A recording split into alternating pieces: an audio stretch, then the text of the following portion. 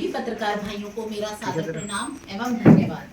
सर्वप्रथम मैं आप सबकी निर्भीक एवं निष्पक्ष पत्रकारिता के लिए प्रशंसा करती हूँ और आप सभी को सैल्यूट करती हूँ, जो आप अपनी इतनी मेहनत और समर्पण के साथ लोकतंत्र के सबसे निचले स्तंभ पंचायत की चुनाव इकाइयों को चुनाव कवरेज की चुनावों की लगातार कवरेज कर रहे हैं और पूरे क्षेत्र को उपलब्ध करा रहे हैं। जैसा कि आप लोग जानते हैं, मैं एक ऐसे परिवार से बिलोंग करती हूँ जिसकी पृष्ठभूमि पूरी ही राजनीतिक है और उस परिवार पे आज तक किसी के द्वारा ना ही कोई आरोप लगाया गया है, ना ही हमारे परिवार पर कोई दाग है। और मैं ऐसे ही परिवार और हमारा परिवार पूरी तरह से उनके लिए राजनीति सेवा है और मैं उस परिवार की ही बहू हूँ। मैं और आप हमारे यहाँ पर जो चुनाव चल रहे हैं, मैं वहाँ से ब्लॉक गदरपुर 18 गिरधर नगर क्षेत्र पंचायत सदस्य के लिए चुनाव के लिए मैदान में आई हूँ। अक्सर जैसे घूमते फिरते हुए गांव के लोगों के द्वारा मुझे कहा गया कि भाभी दीदी आप चुनाव में भागीदारी करने के लिए आप चुनाव में आइए और क्षेत्र के विकास के लिए आप काम कीजिए।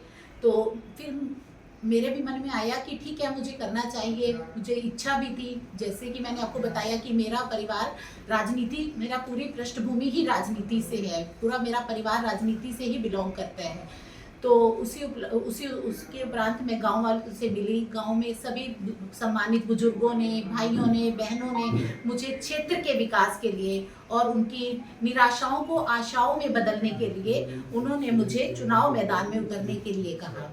तो मैंने कहा कि ठीक है, जैसा आप लोगों का निर्णय है मुझे मंजूर है।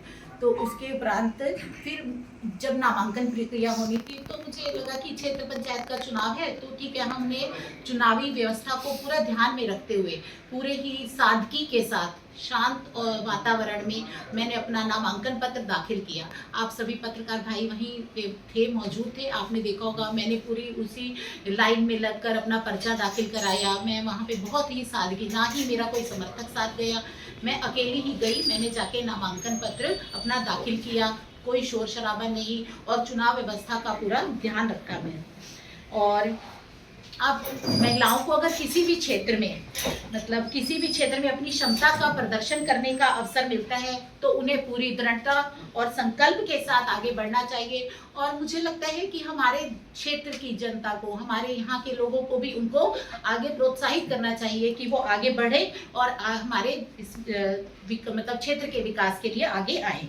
तो महिलाएं पंचायत के साथ साथ राज्य के विकास में भी पूरी तरह भागीदारी देने के लिए तैयार रहती हैं और इसी सोच के साथ मैं चुनाव मैदान में हूँ। इसी दौरान जब हमें नामांकन पत्र दाखिल किए तो विपक्षी व्यक्तियों के द्वारा हमारे नामांकन पत्रों पर आपत्ति लगाई गई कि हम अतिक्रमण की उसमें आते हैं। तो हमारे द्वारा काउंटर करते हुए विपक्षियों के नामांकन पत्रों पर भी आपत्ति लगाई गई। चुनाव आयोग द्वारा नियुक्त रिटर्निंग ऑफिसर द्वारा दोनों पक्षों की निष्पक्ष जांच पीडब्ल्यूडी और तहसीलदार महोदया द्वारा करवाई गई, जिसमें स्पष्ट रूप से विपक्षी परिवार जो था वो अतिक्रमण के दायरे में आता है। तो जैसा कि चुनाव आयोग के नियमों के अनुसार कि अगर परिवार के द्वारा कोई भी अतिक्रमण किया जाता है तो उस परिवार का कोई भी सदस्य चुनाव प्रक्रिया में भागीदारी नहीं लेगा। इसके उपरांत भी कि आरओ द्वारा जब आपत्ति, जब उनकी जांच में वो अतिक्रमण पाया गया तो उनके पर्चे निरस्त कर दिए गए। उसके उपरांत एक पर्चा उनका रह गया था, तो 9 जुलाई तक वो पर्चा निरस्त नहीं हो पाया। तो हमने उस निर्णय को भी स्वीकार किया। हमने कहा कि ठीक है, हम तब चुनाव में आ जाएंगे, कोई नहीं आप। लेकिन इसके बाद आप देखिए, कोई भी जब भी चुनाव प्रक्रिया होती है तो उसमें पहले से ही चुनाव आयोग द्वारा हर चीज सब कुछ उनके निर्देशानुसार पहले से ही निर्धारित कर दिया जाता है। जैसे 2 से 5 तक उनकी नामांकन प्रक्रिया थी, फिर 7 से लेकर 9 जुलाई तक उनका नाम आपत्ति और जांच की प्रक्रिया थी, फिर 10 और 11 की वापसी का समय था। अब 11 तारीख को कांग्रेसी नेता द्वारा मतलब आपत्ति के समय के मतलब जब वापसी के समय के उपरांत शाम को कांग्रेसी नेता द्वारा हमारी स्वच्छ छवि की भाजपा सरकार और हमारे प्रदेश के माननीय मुख्यमंत्री श्री पुष्कर सिंह धामी जी पर को बदनाम करने की नियत से आरोप लगाए जाते हैं, जो कि बिल्कुल बेबुनियाद हैं। हमारे प्रदेश के यशस्वी मुख्यमंत्री श्री पुष्कर सिंह धामी जी द्वारा समाज के लोगों को समान रूप से अधिकार दिए गए हैं। उसी क्रम में हमारे अपने उधम सिंह नगर के भाजपा सरकार द्वारा ही सैनी समाज के श्री राजीव साहनी जी, जो कि कौशल्यापुरी से अभी पीछे चुनाव लड़े थे, कौशल्यापुरी जो कि पूर्व में सुल्तानपुर पट्टी था, तो आप लोगों ने देखा ही है कि उन्होंने मतलब वहां से, और वो वहां से चेयरमैन नियुक्त भी हुए। तो हमारे माननीय पुष्कर सिंह धामी जी द्वारा सैनी समाज को, हमारी उत्तराखंड सरकार द्वारा सैनी समाज को इतना सम्मान दिया गया। तो ये आप कांग्रेस भी तो देख सकती है, कांग्रेस अपने गिरेबान में झांक कर देखे, उन्होंने आज तक कौन से सैनी समाज को इस मतलब इतना सम्मान दिया या किसी चुनावी प्रक्रिया में आगे आने का अवसर दिया। तो इसी तरह से इसी क्रम में उन्होंने अनेक मंचों पर, सार्वजनिक स्थानों पर, सार्वजनिक जीवन में भी महिलाओं को सभी क्षेत्रों में समान रूप से आगे बढ़ने का अवसर प्रदान किया था।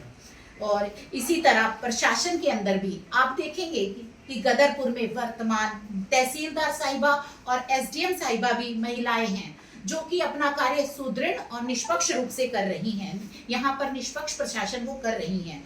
और यहीं पर देखिए आप पुरुष मानसिकता जहां आती है, पुरुष मानसिकता की आप बात है, पुरुष मानसिकता वाले जो लोग होते हैं वो महिलाओं को आज भी पीछे रखना चाहते हैं। जब इन दोनों महिला अधिकारियों और इसी उसमें हमारी महिला अधिकारियों को अनेकों चुनौतियां मिलती रहती हैं और इन पर भ्रष्टाचार के आरोप भी लगाए जाते हैं, लेकिन हमारी महिला अधिकारियों को या महिलाओं को जो भी समाज में आगे बढ़ चढ़कर काम करना चाहती हैं, उन्हें इन चुनौतियों का सामना करना आता है। और मैं इन सभी महिला अधिकारियों का हौसला और आत्मविश्वास मतलब आपको देखना चाहिए कि वो किस आत्मविश्वास के साथ काम करती हैं। और गदरपुर के राजनेताओं की तो आदत ही बनती जा रही है, जब उन्हें लगता है ना कि उनके मन की कोई बात नहीं हो रही तो वो सीधा मतलब भ्रष्टाचार के आरोप लगाना शुरू कर देते हैं। लेकिन जनता तो सब समझती ही है।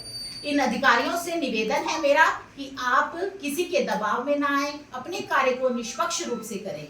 और हालांकि विपक्षी कुछ लोगों द्वारा चुनाव अधिकारियों के विरुद्ध भी आरोप लगाए गए हैं, जो कि बेहद निराशाजनक हैं। इस प्रदेश के मुख्यमंत्री माननीय पुष्कर सिंह धामी जी के नेतृत्व में सरकार बेहद प्रभावी ढंग से कार्य कर रही है। और आपने देखा होगा माननीय मुख्यमंत्री जी द्वारा भ्रष्टाचार के विरुद्ध जीरो टॉलरेंस की नीति अपना रखी है। इसी का परिणाम है कि आज सरकारी सेवाओं में निष्पक्षता हो रही है, गरीब कल्याण सभी का उठाव सुनिश्चित हो पा रहा है। ऐसे में जबकि माननीय मुख्यमंत्री जी स्वयं हमेशा जनता की सेवा में उपस्थित हैं और अक्सर मुख्यमंत्री पोर्टल के माध्यम से जनता के बीच में जनता के साथ जुड़कर अपने अधिकारियों को निर्देश देते रहते हैं, हमारा सौभाग्य है कि माननीय पुष्कर सिंह धामी जी जैसा युवा मुख्यमंत्री, जिसके नेतृत्व में उत्तराखंड नित्य नई बुलंदियों को छू रहा है, यशस्वी प्रधानमंत्री नरेंद्र मोदी जी द्वारा नारी शक्ति अधिनियम पारित किया गया, जिसमें महिलाएं सांसद और विधायक अब आगे और बन सकेंगी। और माननीय पुष्कर सिंह धामी जी महिला आरक्षण बिल पारित करके महिलाओं को सरकारी नौकरियों में भी 33% आरक्षण सुनिश्चित करके उन्हें आगे बढ़ने का अवसर प्रदान कर रहे हैं। धन्यवाद।